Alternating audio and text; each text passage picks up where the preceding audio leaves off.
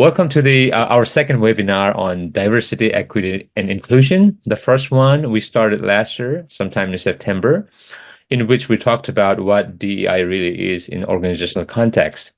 Today, as our second episode, we're going to be talking about project success through organizations at DEI, embedded culture that fosters strong and cohesive team collaboration. In essence, if your organizations and projects under your organization, if you have DEI initiative, or from organization standpoint, but also flows down to the project program level, and would that be beneficial to the team and the interaction among them, which would translate to better project success? So this is the conversation we're going to have today. And for that, before we start, I'm going to go through quickly on some of the house rules, right? So the first one is our webinar length is 1 hour. Video and microphone are turned on only for moderator, myself, and our great speakers here. Question submissions, please don't hesitate to put in your questions in the Q&A feature. We'll get to that when we get towards the end of the session. And once you get done with the participation, you get digital badges from IPMA. Yes, after 48 hours or so, you'll be sent the digital badges, which I'll show what it looks like in a minute. And also, for those who are interested to continue to add to their CPDs, right, which stands for Continuous Professional Development, you get that too. And is the video going to be shared? Yes, of course. IPMA puts all the webinar videos in IPMA YouTube, just so you know. About the webinar, I already mentioned is episodic. The next one is going to be held in mid-August this year. Specific time and date at TBD, but we'll, of course, announce through IPMA website, including the SIG itself. Keywords, International Project Management Association. I'm going to be using that quite a bit. IPMA. SIG stands for Special Interest Group. Of course, DEI you already know by now, Diversity, Equity, and Inclusion. And CPD is something I already talked about. All right, so this slide talks about, there are a number of SIGs that are going on under IPMA banner, and you can see, as just an example, there are already 12 here, but we are adding a few more, and DEI is one of them. And the common values, you can also look in the website, right? The community, knowledge sharing, our professional development, and how we make sure, inclusivity is there, and our professional integrity. I'm not going to go through in detail because it's something also in the website you can see. And look how we are collaborating when we say SIG, right? So we are all over the globe, and every SIG is led by what we call global heads, and they hail from different parts of the world. It's just amazing to see all this footprint on that map and how we're collaborating through different SIGs, getting some ideas, having some conversations with the goal eventually to put or add, all the extract of what we discuss or have conversation around ultimately to the body of knowledge of IPMA products. For example, ICB, which is the individual competency for organizations competency and so on. So I look forward to having you also in future webinars to have continued conversation around DEI. Okay. All right, this is what the badge looks like for FYI. And also in the badge, you can see how many CPDs are included based on your role, okay? Just a quick sneak peek for you. And also, of course, there are many events that go on around the world under IPMA banner. Quick update is also recently we launched AsiaNet under IPMA because IPMA has AsiaNet, LatNet, also NordNet, in Europe. So this is the first one happening in Asia, and it was launched on March 30th from Kathmandu, Nepal, with the chairman and blessing of IPMA leadership. Exciting. All right, so let's focus on now our webinar today. And we have amazing, great speakers today, and I'll let them introduce in a minute. But before we get to that, I'm just going to share a couple of things, from my view. So, we live in an era, in which modern technology has paved the way for multifunctional devices like the smartwatch, the smartphone. Computers are getting increasingly faster. They're more portable and high-powered than ever before, right? Now we're trying to figure out at the same time artificial intelligence, virtual reality, augmented reality to best adopt our lives to be more productive, With all these revolutions, technology has also made our lives easier, faster, better, often more fun, and probably distracted too. Then we just came out of pandemic, we all know that, and there is a drastic change of global weather patterns, the erratic temperature swings, the human population has surpassed 8 billion marks. That's quite a number there, right? And let me borrow from, late Sir Charles Dickens by making it current and ponder in a question: is it the worst of times or is it the best of times we live in? I think it is. It is, and a question we should be asking is how we balance, our doings, what we do in organizations and projects and so on, improve the former, so the worst of times becomes better of times, if I may. And we do that through organizations of different shapes, forms, and sizes, right? And particularly those that have upgraded the bottom line. In the older days, bottom line would be always mostly economic, but now it's society, it's governance, it's sustainability, right? So in that way, bottom line have also increased or diversified in many ways, which is a great thing.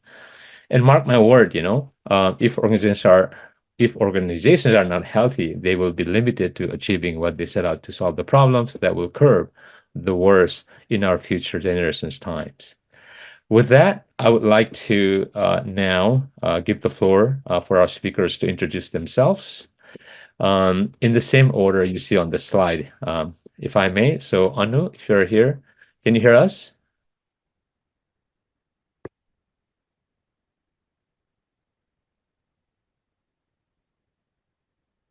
Okay, maybe there's a technical problem. So why don't we go to Dipti? So please, Dipti, welcome to the webinar, and why don't you introduce yourself? Please take your time. It's important that what you do, why you are here is important. So please take it away.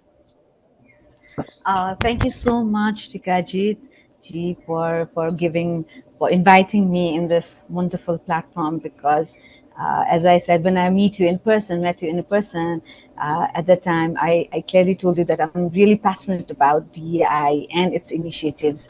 So, really, really happy to be here today.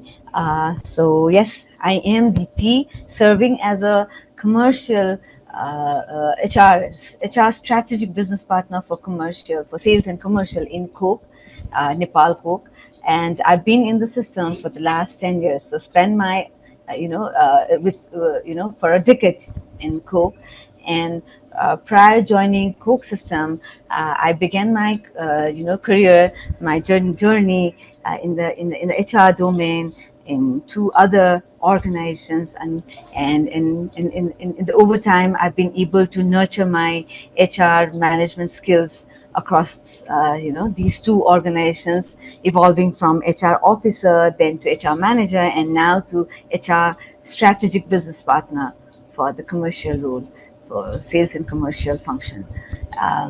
Yes, and besides this role, also I'm a chairman for the DEI Council at Coca-Cola. So I am deeply passionate about aligning HR and DI strategy within the organization.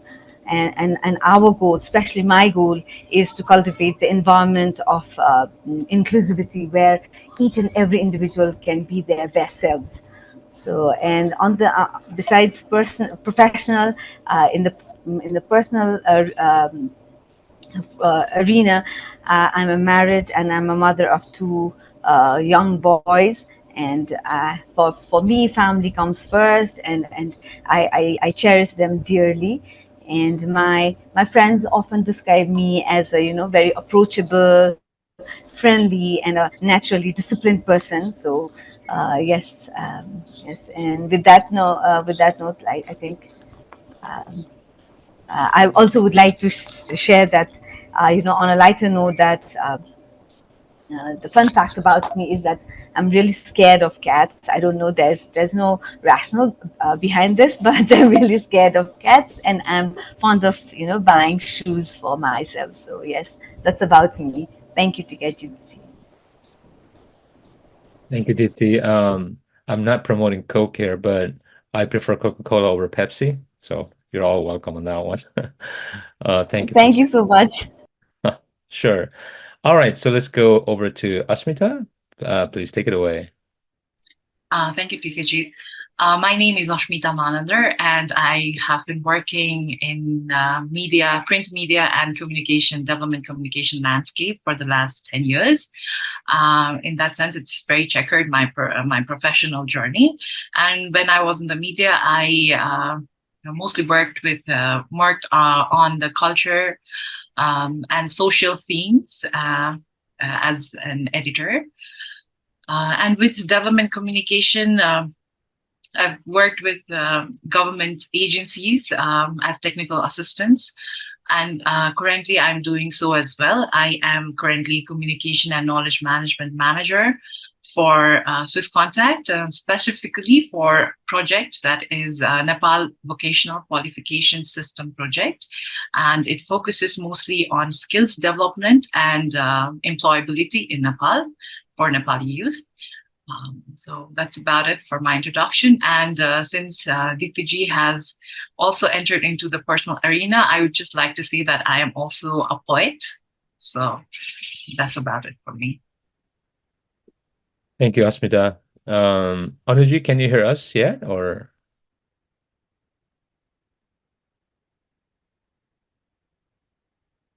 okay, let's give her a minute or two. So yeah, thank you, Asmita, for your intro as well. So for the participants here, let me kind of lay out the land, when we talk about projects in spaces, right? So Dipti hails from private sector, Coca-Cola. We all know the brand.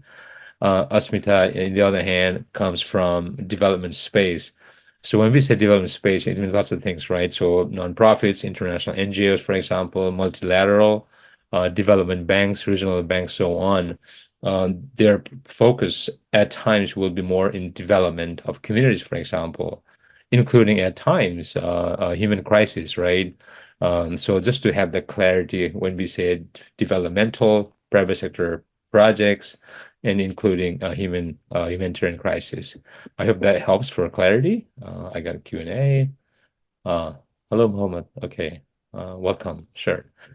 All right. I want to try one more time with Anu. Anu, can you hear us?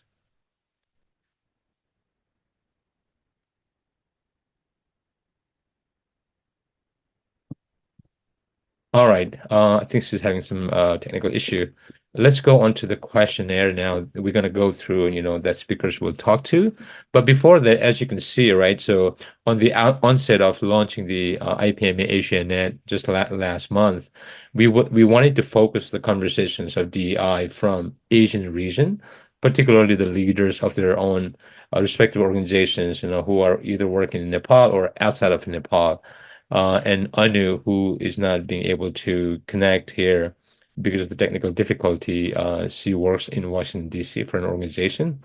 So it'd be really great if she could, join us to have her thoughts from a different perspective, of this space, right? So let's look forward to that would happen. Okay, so if we don't mind, let's go to the questions that we have. So we have a total of 6 questions, and you may think, oh, wow, it's lots of questions, it is a set of lots of questions, but each question weaves onto other, to build onto a broader picture. So I'm going to just read out loud, and Dipti, Asmita, please, go on to those questions one by one.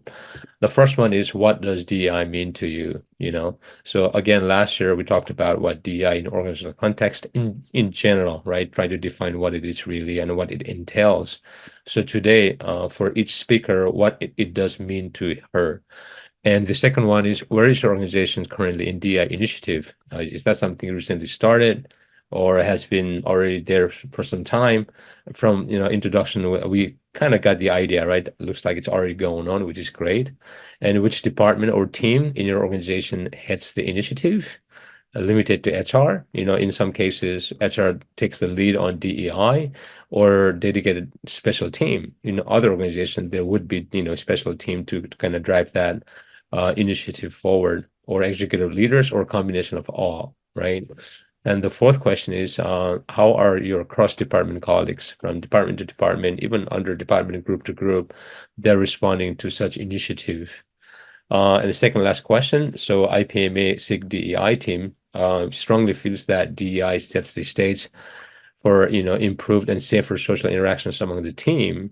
and teams. Therefore, as a result, if we have that already embedded in the culture of the organization or upholds DEI, the project success rate will be higher.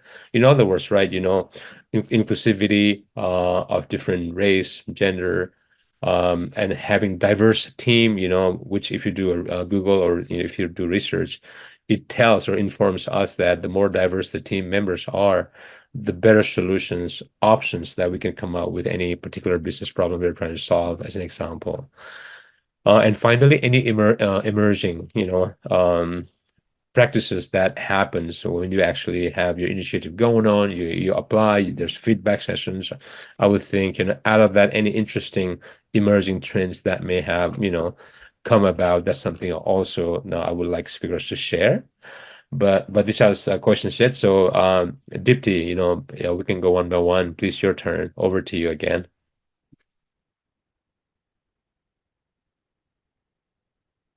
Hello? Yes. Yes. Thank you. So every time when DI comes, I love to use this, share this analogy to everyone. So for me, in general terms, if you ask me, DI is like diversity is where everyone is invited to the party, and equity means that everyone contributing to the playlist, and inclusion means like asking hands, and belongingness, which is very, very, very important, I think, is, us that making them feel safe while dancing without having a feeling that they are going to be judged. So DEI is all about, like, fostering an environment where every individual, regardless of caste, creed, culture, gender, or their characteristics, feeling giving a feeling of being valued, respected, and included. So for me, DI is all about this in general terms. Okay. Asmita, over to you. I second everything what you have just said, and just to add on to that, DI is just fostering an environment to just have people empowered to actually bring out their perspective and not being judged for that, and not just their perspective, but also empowering them to put out their skills as well. Sometimes it's just not even when you are skilled, it is if the environment is not conducive, then you cannot actually exercise your full potential. So DEI, DEI for me, DEI is very, very important for me to work in any space. And I don't think, I personally don't think that you need DEI as like, you need to wait for DEI as a policy for you to exercise it. You can do it in your personal level as well. So, yeah, I think that is what DEI means to me. It's all about. Yeah. Great. And before we go on to the next question, right? So I can also share some of my thoughts to this conversation. I work for a consulting firm which owns five, different universities, and DEI is probably one of the core component of how we projects, programs, and all the operations, and that inclusion of, again, people from all walks of life and feeling really safe, which speakers also highlighted, is key, right? So when you have a question, you don't have to worry about, my question is maybe less smart or not intelligent. You should be able to ask regardless of what and feel safe to do that, for example, to express your feelings, express your ideas, raise questions, not having to have that pressure, or what somebody might say or think, So that environment is very, very key. And DIA is part of that success story, in what I do in the organization. And bridging to the second question now, speakers and participants, the company I work for has actually now started the Council of DEI. All the leadership from business and IT and the executive leaders coming together to have a vision, laid out and how we can move forward, with agility and resilience, for the organization. And DI, we believe, is key component to propel that forward. And also, like I mentioned, the company owns 5 different universities. Actually, we have also inclusive teaching and learning under that at the council. So any of the curriculum we design and publish for students to consume, we think from that angle as well, right? So when we design a product, not just the organization, not just the team, product itself is viewed from design thinking, where the empathy piece comes in, and under that or around that, the DEI is definitely something we always consider. That's my story. However, now going back to DP and us within the same order. So can we address the second question, please? Thank you. So in Coke, the diversity and inclusion is one of the topmost strategic priorities. So that's because of that, we have been able to cascade those, the priority, the importance, the urgency, the need to the top to bottom level associates. So that is the first, I think, the important thing, because without leaders buying in those importance, it would not help us to change, bring a radical change in the organization. So currently, regarding talking about the DI initiatives, or we've been, for the last decade since I've been associated with the Coke. So I've been seeing, we've been trying to, change the perception regarding DI from the scratch to the place where we are now. So I think it's so as I said, we've been trying to move the needle in terms of representation, perception, understanding, and the progress we want to reach. So yes, it's in place, and we are trying our level best to make it more impactful and very visible to the people in the organization. If I may, DP, so Uh-huh. how, when did it start, and in what form or shape, like an idea or initiative or even a project, and when did it start, and Right. also for us with that to think of, So, to so share it as well. our journey. Oh, thank you. Yes. So our journey started. I think that the three stages we passed on. So the first stage was something where we checked our foundation, where what we have. So the policies, are the policies in place, or the people are, do the people, our people knows about the DEI. It's so we really worked in the initial stage. We really worked on the foundation, what we have, and then we moved to the the aspiration stage, where we were really thinking about where we want to reach, where we want to go. And the last one was the progress. How far have we reached, and what are the things that we need to do to meet our aspirations. So in the initial stage, we really worked upon sensitizing, educating people, making them understand why do we need DI in the organization. So that was the phase that we moved, and then we started working. The assessment was done. So where we want to go and how do we reach those goals. So and now we are in a stage where every time we make an assessment, like what is the progress, what are the things that we've been doing, and how we can really make an impactful change in the DI in DIS initiative. And the most importantly is that what the initiative that, if you are particularly asking me about the initiative that we did, was like in the initial stage we really worked upon the making people understand about the unconscious biasness at work. That was the biggest challenge for us, the gender stereotype at work. This role is not meant for female, this role is only meant for male. They cannot work in the night shift, they cannot go to the market, they cannot be a salesperson, they cannot be an area sales manager or the regional sales manager. So that was the biggest challenge that we faced in the initial stage. But however, we've been able to overcome within this, I should say, within this decade, like since 2014 we started initially, and now we've come a long way, but still long way to go. But there are specific examples like can I share this example, Sure. right? So I have time. Yeah. So in the sales, as I said, we have a commercial and supply chain, the production and the sales department, right? And people, the managers, the leaders were not willing to hire female associates.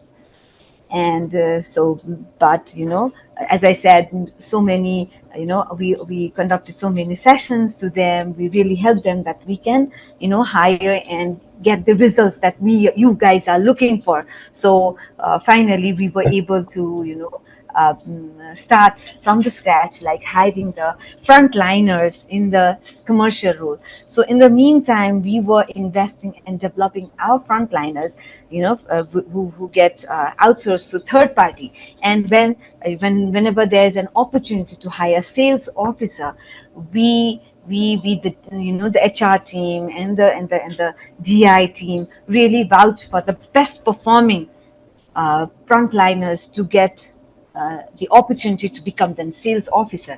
Now, if you see right now, the out of the female representation in commercial is 63% out of and that's something very amazing.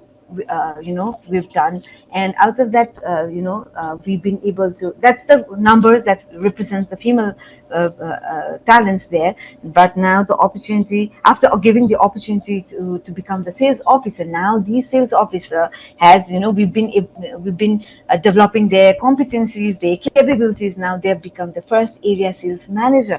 So something that's very a milestone, I should say, that Coke has been able to make in this part of the world, especially in Nepal, because I still remember the days where they were not willing to hire. Now they've become the best performers, the area sales manager, and one of the lady has been promoted as the direct GR, the DR of direct reportee of the commercial director, which is also another milestone. So we are trying to inject female talents not only in the entry level but also in the leadership role, in the senior manager role. So that is our agenda, and I think we've been able to surpass all those challenges and come to this place. Similarly, in the supply chain, in the production, oh my god, that was another challenge, because people not willing to allowing female to do the night shift, even though they were willing, even though the candidates are willing to do so. But now, because of,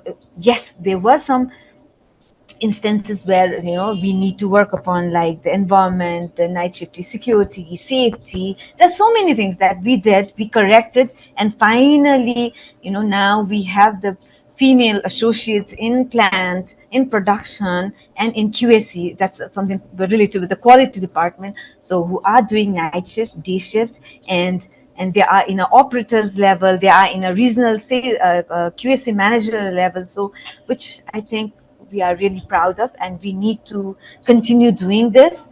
So yes, I think that's it from my side. What a remarkable story, So it sounds like, not just it started recently, but it has taken quite a Yes, momentum, and you can all right. already see some results, right? And I can also speak of Nepal, or in that region. We have a patriarchal society in general, right? Exactly. Yes. And unconscious biases, or conscious even, and microaggression. If you look at the dynamics, between males and females in the project team or team in any organization, is quite interesting. And at the same time, it's pretty evident that you can see and feel if you're in that team. And that DI initiative you have done, so far, it's quite amazing. Now, food for a thought for the next question for you. I'm interested to know the leadership buy-in, not just because Coke is a global brand, right? Not just Right. in Nepal, but in the region and globally. But that's for the next question coming up in a minute. Now, with this, let's go over to Asmita. Please, your turn, where you are at. And just like what Dipti shared, maybe you have equally great story too.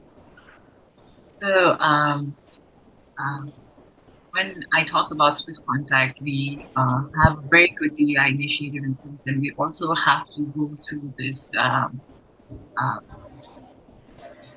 think every 6 months or every 3 months, all the employees, we have to go through this training, online training, which is curated very, very comprehensively. And we are reminded once again about the DEI system that is in the organization. But I also represent, like I said, the project, which is a bilateral project between the Swiss government and Nepal government. And the project that I work in is trying to bring the systemic reform in vocational qualifications, skills certifications, and skills development. And one of the area of contention in our project is that also one of the theory of change and assumption is that the labor market is not demand driven. Like, for example, I think Deepti ji will also agree with me, like the private sector is looking for skilled labor, which is very difficult to find for them. And so we are trying to bridge that gap. So how do we do it is through private sector engagement and through sector skills committees that the project initiate. One of the project initiative is sector skill committees, and we bring private sector employers as committee members who build occupational sectoral map in their sector. For example, we've already formed manufacturing, agricultural, ICT, in different sectors, and the employers come as members and they map their sector, and they they form a map where they identify one of the sector. For example, if you're in an automobile sector skill committee, you will also you're also talking about suspension. You're also talking about EV. So they actually build occupations on different levels according to the educational framework of Nepal. So what I'm trying to say is, inclusivity is a prerequisite and also a mandate of a project that I'm working in. And so when you are working on a project like that, the people who are involved, everybody, they have to be very careful about diversity and inclusion and equity, because you're talking about employability from level 1 to level 8, for example. And it also requires different skill sets and different exposure for different people that come from very, very diverse background. And when you're building such an occupational map, it is also important who is representative of that committee. So, for example, in sector skill committee, we also have to be careful, like, who are the members of the committee as well, who can actually practice that kind of diversity and inclusiveness and equity. So there is a certain prerequisite for to form those committees as well. There has to be, of course, like 32% women, and there are other DEI prerequisites to form that committee. And earlier, like, it is always like DEI, I feel like is always a very dynamic process, So even though those were there were prerequisites were always there, sometimes they were not fulfilled, especially during the initial stages of formation of some of the sector skill committees. But now that we've come this far, what we have done is whatever like quota is there for certain gender or certain sector or certain community, we're going to leave it open until it is filled, but we're not going to replace it with the majority. So it is just one of the examples of the initiative. So it is dynamic, and it has not obviously started recently, but it has also not realized as much as it should, maybe.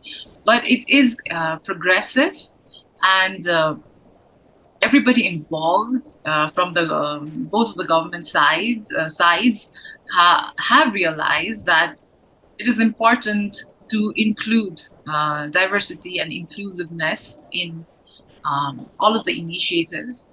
because when we are talking about systemic reform, it's not just the technical aspect.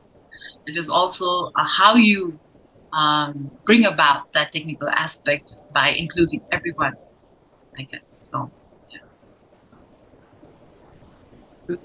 Again, another remarkable story, Asmita. Thank you.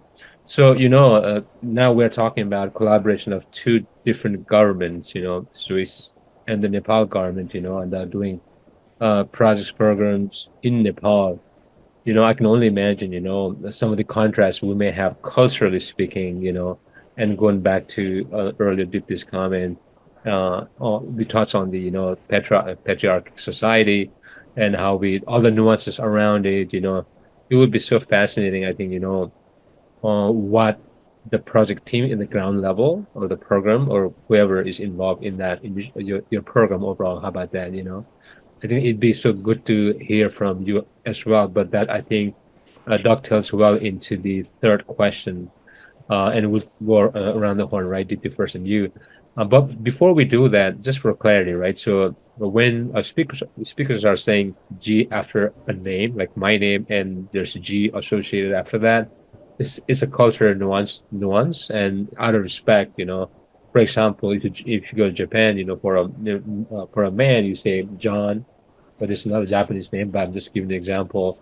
And san would be something you use. In Nepal, we say G. That's why you hear Tika, my name, and G after that one. And also, Asmita mentioned EV. I think Asmita, that's electric vehicle, EV. Is that what it is? Yes, it For is. for clarity, thank you. Now going back to DT. So to you, right? Particularly building on your story, because it's a global brand. Now it's operating in Nepal. We have a Nepali consumers, Nepali staff, and the leadership buy-in, not just in Nepal office, but regional maybe, and also headquarter is.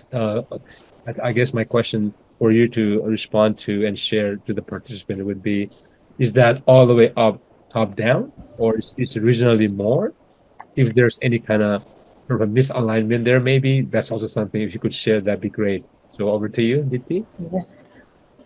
Thank you, thank you. So yes, rightly said, it's a top to bottom approach, that is, and it's not only limited within our organization, but yeah, beyond the TCC, the Coca-Cola, company itself, from the Atlanta to all the reasons, entire in the all the reasons and all the operating beverages, bottling operations. So that is the one of the core, as I said earlier, the core important agenda for the each bottling units. So DEI is one of the strategic priority that we have to buy in and implement and execute and give the impactful result to every nation where we are operating. So, and as I said, HR is there because it's is leading it. But besides HR, DI Council is there, and not only this is limited within these two, but also the the leadership team, all the senior leadership team, the leaders, the senior leaders of each verticals. We have this all the functions. So all the directors of each functions, everyone is responsible in driving DEI with utmost priority in each function. So, and as I said, we are, I just quickly would like to share one of the, practices, initiatives that we've been driving for the last couple of years. So that is empowering our, local women, the outlet owners or the entrepreneurs who, we organize a session named Saksham, which is given to the outlet owners, and not necessarily they need to be our Coke outlet owners, but could be Mix or anyone who is interested to be in that 1 day learning session. We know that 1 day learning class session is not enough, but however we really call them, make them understand about the business, and not only the business, but why they are there in the business. What is the the impact they are creating in the society, and how they are becoming the role model models in their own personal fronts, and so in that way, that is kind of a push to those females who are running their own small business. So that is kind of in a partnership with our Coca-Cola company, the Coca-Cola company. So which is we are running here for the last couple of years. So I think that's something, a good initiative that we've been doing outside our in the community where we are operating our business. Again, one more clarity. When Deepti mentioned the word saksham, I think the translation would be someone who is empowered or now is capable of doing something because of the initiative or the program Coca-Cola is doing. Another remarkable side of the story, Deepti, because I mean, Coca-Cola and a buyer or the retailer, could be just transactional kind of alignment or agreement.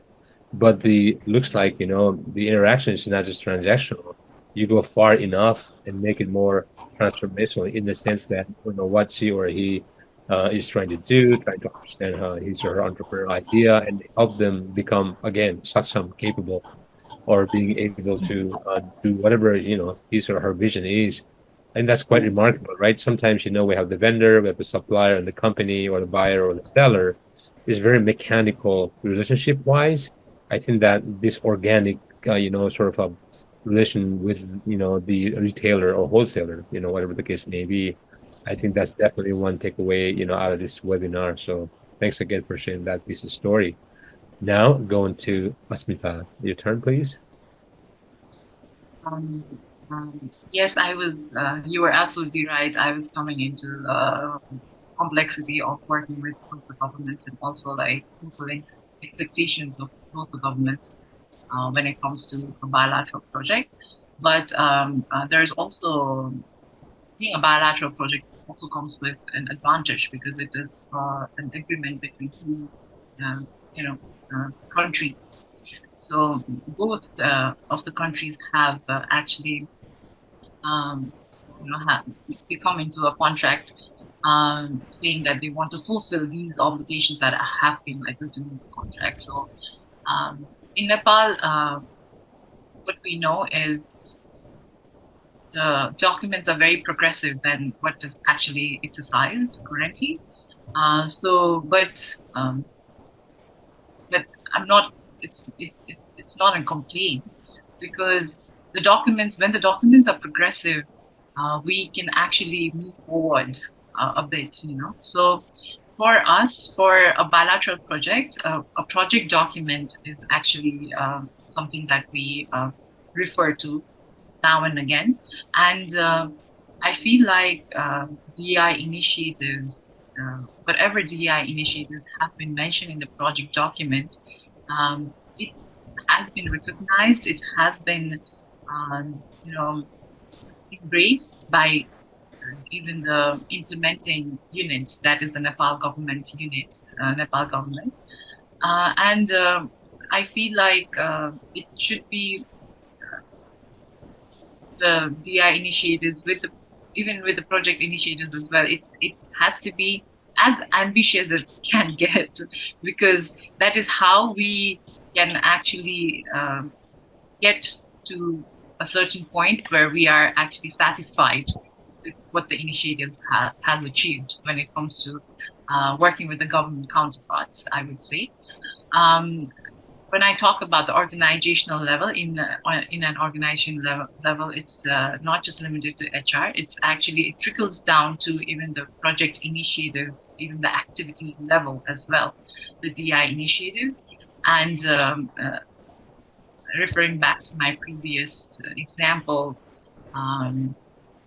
we have to be very careful while we are curating uh, or even while we are designing any activities, not just the outcomes or outputs or goals, about the DI initiatives.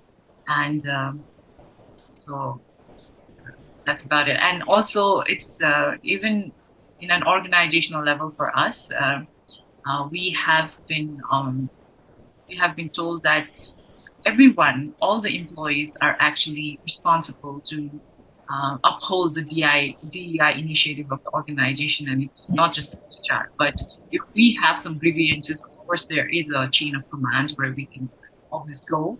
But upholding DEI initiative, it trickles down to everybody. Thank you, Asmita. And for the participants, you are hearing in one hand, the corporation, right? Global brand coming to Nepal, in the region, of course, included, and how they are doing, what they are doing, and who are involved, right? The three W's there. Same case with Asmita, So if you have any questions, please start, put in the chat so we can address towards the end of the webinar. But based on what we hear, it's a working model per se, for both organizations, and it looks like it's working really well. And apparently, going back to list of takeaways today, and that's why I'm asking you already. If you have any questions, start asking, because you are hearing from those, who are the critical individual of that group, who are leading DEI initiatives or program in the respective organization. So please start your question in the chat, if that's okay. Now let's go to the next question, right? So when you started your DEI initiative or program, how did the colleagues, cross-departmental or even within the team felt when they started versus where you are now included, right? So can you also reflect onto those 2 points? Dipti, over to you. Thank you. To be honest, it was not an easy days. In the initial days, we really faced challenge. As I said, people not willing to, understand or, accept the DEI initiatives, and they were more, defensive, resisting to the change. But and this has not happened overnight. It's a long story, long journey that we've come across. But however, now the people, the leaders, senior leaders, as I said, the managers, the team leaders, the emerging leaders, they are all the sponsors and the enablers for the DI initiatives, and that's something I think I really need to shout out to give a big shout out to them. So without their help, without their support, we would not have been able to reach at this stage. So now we have a very good partnering across all the departments. As I said, even the emerging people leaders, or the leaders, the managers, everyone has accepted and understood and buying those things. So that is something I think we have reached. So and as I said, in the initial stage, even for not only for the male counterparts or the male managers, but even for the females, we really worked hard to push them, because they being so competent and capable were reluctant, to show up and take the grab the opportunity. They kind of hesitate to, like, will I be able to do it? That kind of confidence were not them in them. So that push was really required, and we really did that. So we really conducted I am remarkable sessions to them. We even after getting the trainer, we converted those sessions into Nepali language, and then we run those programs extensively to all the females. Secondly, we every time, whenever there's meetings or catch up with the females, then we ask them, like, the importance of allyship, because even though you are working in it, we focus them, we push them to surround. Okay, it's okay to surround with the role models, female role models, but however, at the end of the day, you also need to surround with the male role models who could advocate for them. So that kind of allyship, importance of allyship was also explained to them.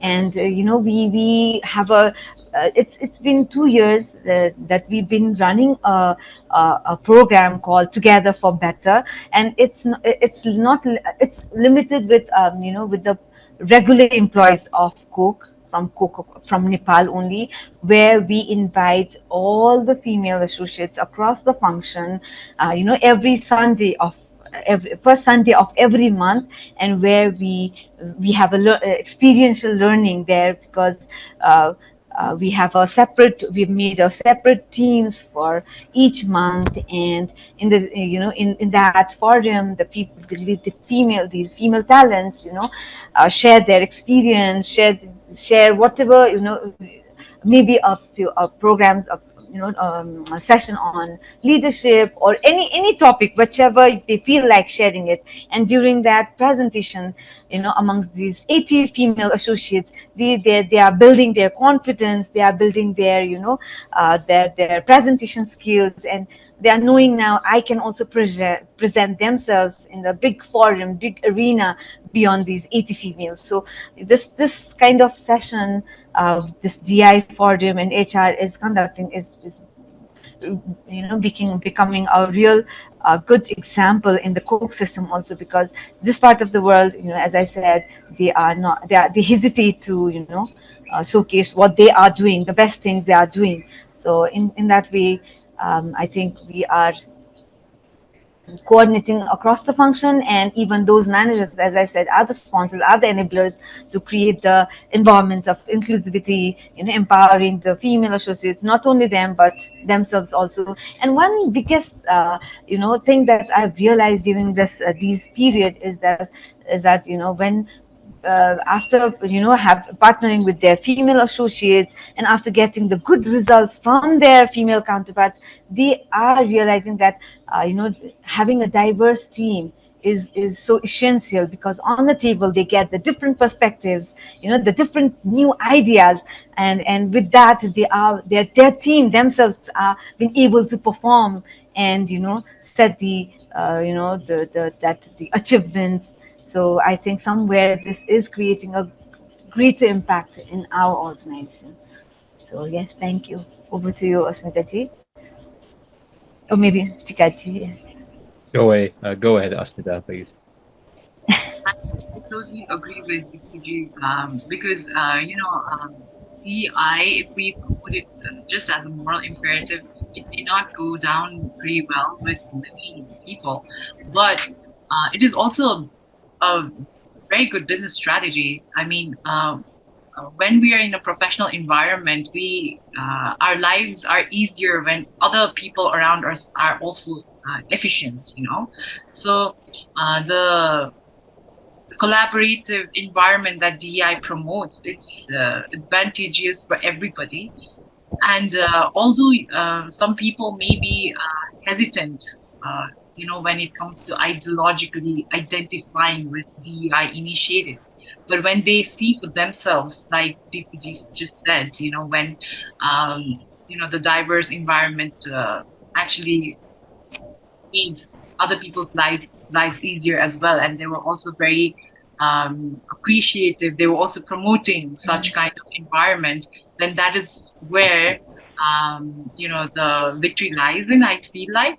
So that was also my point when I said we have to be very ambitious when we are actually putting down DEI initiatives on paper, because when it is something that we have to do, we can only achieve it maybe like 20%. But when we are achieving it 20%, like because of that,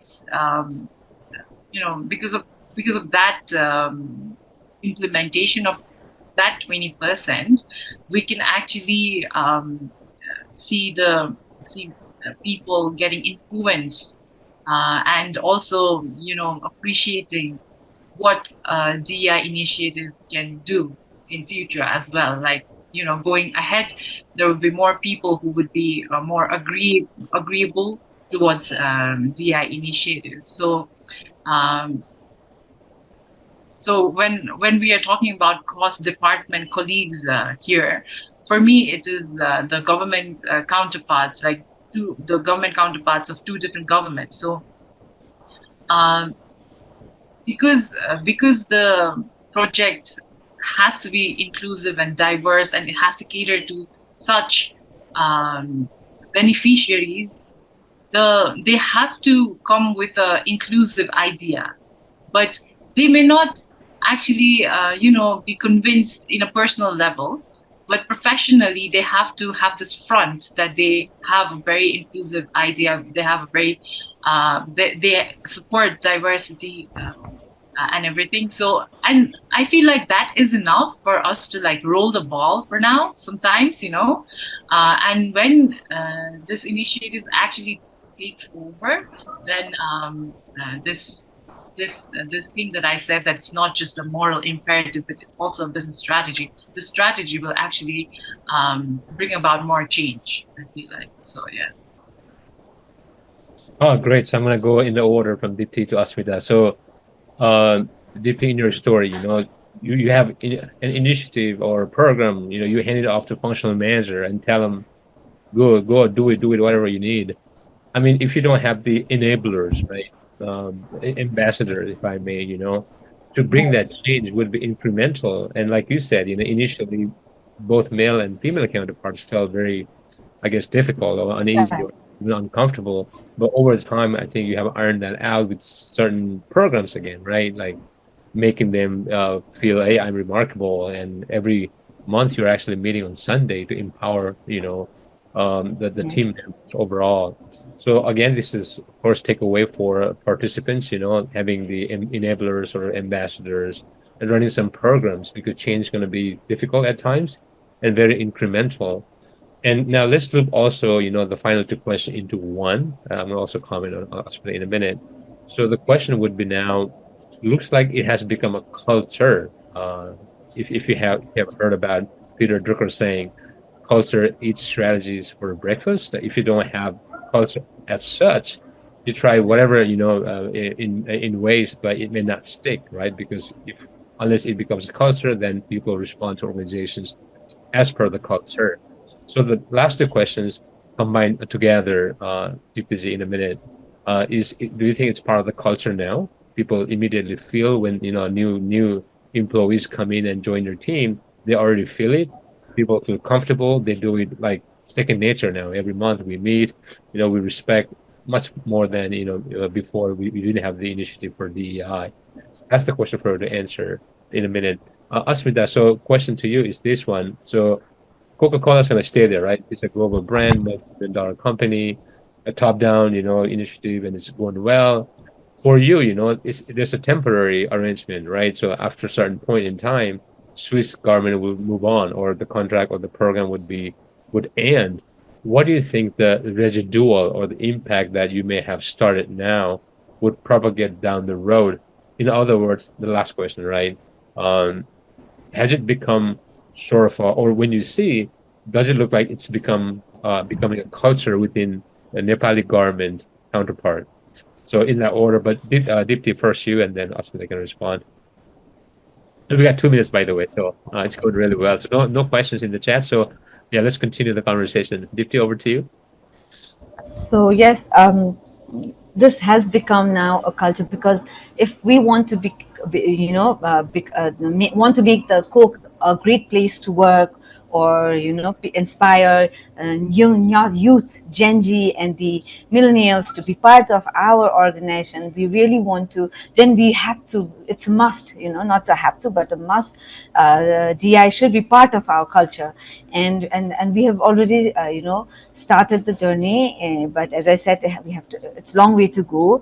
Now, during the whenever the recruitment is done, during the onboarding time, we encourage our new joiners to to understand our people first culture. What kind of a culture do we promote here? What kind of importance do we give to our people? And where the importance of DI is here. And they can be vocal, they are open to share their views, their feedbacks. We really believe on two-way feedback, because every month, during the performance review also, we encourage to have a refreshing conversation, having a two-way refreshing conversation where the manager not only gives feedback about his performance, but even the managers are literally asked to get feedback from their direct reports. is there anything that he can improve on his side? It's not only that giving feedback to the associates. So during our onboarding time, we make our people, our new joiners, understand the policies that are in place, the culture that we encourage, we promote, and the openness that is there in our cook system. So yes, I think because when we inject the new talent in the organization, they are the ones, who gonna understand and carry those things in the coming years. So I think the ones who are already there, we are trying to instill those things in their mind and heart. But however, the new joiners, so to them, it's our very, priority to make them understand. In that way, we are building a culture. So yes. What a great story. Thank And you, Deepti. So last comment on the culture side, Asmita, and mhm. we wrap up the session. So, just the response to your question is, Swiss government is only giving a technical assistance. Whatever we are implementing right now is actually based on the constitution of Nepal. So it is all in the constitution. It's all in the Nepali law and everything. But um, the Swiss project, with their technical assistance, is also actually trying to uproot the rigidity of the beliefs and systems that the Nepali bureaucracy is actually used to. So we are also hoping that through this initiative, we are actually,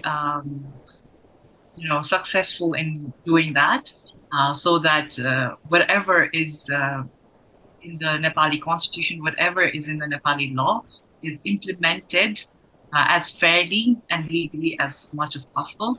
And we hope that even after the project, after the project finishes, actually after the project is complete, there will be the ideal implementation of Nepali constitution. Thank you, Asmita. What a good stories you shared. One from corporate, private sector, the other one is bilateral program, building the nation, right? Where the other one is entrepreneurship, and have the economy, local economy going, or just, taking it in a better place. And all the learnings out of this, I hope participants, you enjoyed it first, and the second, you have lots of takeaways. I just don't see questions and answers, so I think we're good with that. I know we went over 3 minutes. My apology, but thank you, Dipti, Asmita, for your time and sharing the story and being brave and speaking about these things, on the forum like this. So the next one, which is going to happen in mid-August. So we're gonna move our lens from Asia to maybe Europe or Africa. That's TBD, but definitely we're gonna add flavor to this conversation, not just Asia/Nepal. We're gonna move around like that every year to bring all the stories from around the corner of the world. But thank you so much for your time and being brave uh, and sharing the story. Hikaji, so all right, before we close this, I have something to say here. Can I take a minute? Sure. If you allow me. So the I know that the call for diversity and inclusion is getting louder and clearer, than before, and we really know that there's a cost for exclusion. The only ask, for all the participants or whoever are here, is that really need to work upon the DEI, because I count myself as a blessed one, because in my organization the importance, the things have been understood by my teammates, my people, but across, if you go to the other local organization in Nepal, it is not there. So I think if we could inculcate, the DI is just limited in female representation, if you ask me, but it is beyond female representation, right? The LGBTQI is there, PWD is there, so many things are there that comes under DI. So if we could really, educate, let other normal organizations about, spread the urgency, the importance of DI in other organizations or in other platform also, that then it will be great, because you, like the leaders like you who has been doing these things, I'm so proud and so happy seeing you being in the last time in that podium and now here. So if you could take initiatives, and if you could drive in the other Nepalese organizations also, then I think it could really be impactful and create a great change in the country also. So thank you. Yeah. Thank you, Diti, prompting and also commenting, right? So IPMA Nepal will definitely liaise with you to get the story out so other organizations can learn too. Okay. So Yes. stay tuned on that one. So thank you again, one more time. Again, Thank you coming so out much. of this brave sharing the story. We'll definitely connect and have this conversation going stronger and bigger and better as we move forward. So thank you Yes. again. Yes. Good day, Thank good you. night, and we'll talk in the future. Bye for now. Bye-bye.